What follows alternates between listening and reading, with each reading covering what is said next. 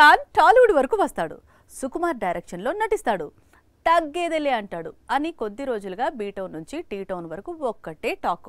పైగా మైత్రి movie makers 1000 కోట్లతో ఈ క్రేజీ ప్రాజెక్ట్ను ప్లాన్ చేస్తోందని సోషల్ మీడియాలో డిస్కషన్స్. అయితే ఇదంతా కూడా ఉత్తదే అంటున్నాడు షారుఖ్. పుష్ప 2 ప్రొడ్యూసర్స్ కొన్ని క్రేజీ కాంబినేషన్స్ ను సెట్ చేస్తోంది. గోపిచంద్ మాలినిని సన్నీ డియోల్ కాంబినేషన్ లో జాట్ తీసుకొచ్చింది. ఇంకా సీక్వెల్ కూడా ఉందని అనౌన్స్ చేసింది. కోలీవుడ్ వరకు వెళ్లి అజిత్ తో గుడ్ బ్యాడ్ అగ్లీ మూవీ తీసింది. ఇదే స్పీడ్ లో షారుఖ్ హీరోగా, సుకుమార్ డైరెక్టర్ గా ఒక ఊర మాస్ మూవీ ప్లాన్ చేస్తోందని కొద్ది రోజులుగా ప్రచారం సాగుతున్న సంగతి తెలిసిందే. అయితే ఈ వార్తల్లో ఎలాంటి నిజం లేదని షారుఖ్ టీం కన్ఫర్మ్ చేసింది. ప్రస్తుతం షారుఖ్ కేవలం కింగ్ అనే ప్రాజెక్ట్ పైనే ఫోకస్ పెట్టాడని, పఠాన్ దర్శకుడు సిద్ధార్థ్ ఆనంద్ తెరకెక్కిస్తున్న ఈ చిత్రం వచ్చే ఏడాది విడుదల చేసే పనిలో ఉన్నాడట.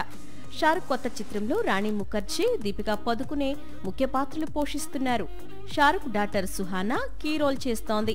మరి షారుఖ్ 300 కోట్ల రెమ్యునరేషన్, 1000 కోట్లతో నిర్మాణం, సుకుమార్ డైరెక్టర్, ఇవన్నీ కూడా రూమర్స్ అట.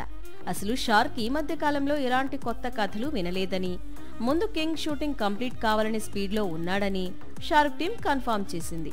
ఈ ఏడాది చివర్లో న్యూ మూవీ గురించి కింగ్ ఖాన్ అప్డేట్ ఇస్తాడట.